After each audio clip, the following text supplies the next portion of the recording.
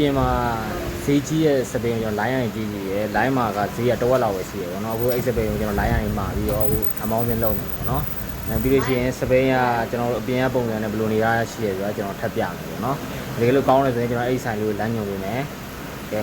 ဒီလိုလေးပြီးအောင်ကြည့်ပြီနော်အဲ့မကောင်း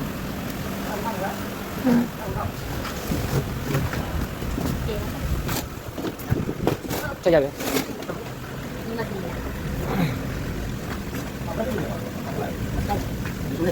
ဒီလိုလားဆိုင်မှာချက်ပါထူးလား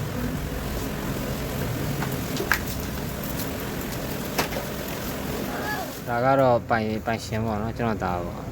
ရောက်လာခေါ့ဟာဟောဦးလေးတွေစင်ပေးနေတာပေါ့အဲ့ဝတိတာပဲဒါစဉ်းစားနေတာဦးလေးတွေစင်ပေးနေ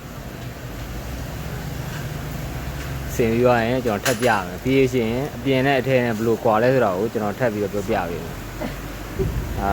ပြောလားပြောဒါကတော့စင်လို့ပြီးစီးသွားတဲ့အနေထားပေါ့နော်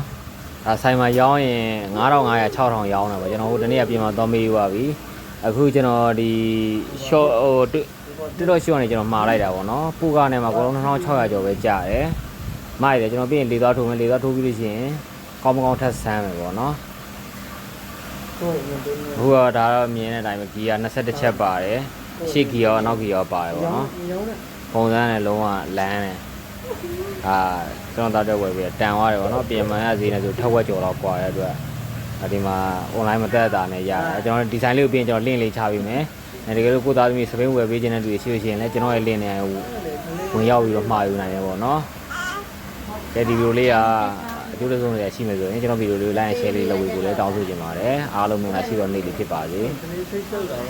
တင်းတယ်ဒီကလာနေပြီးတင်းတယ်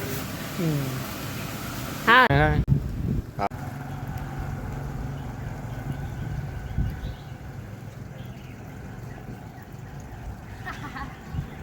အဲ့တော့ဂီယာအကြီးကအသေးရဒီမခွဲတဲ့နင်းလို့ကောင်းလား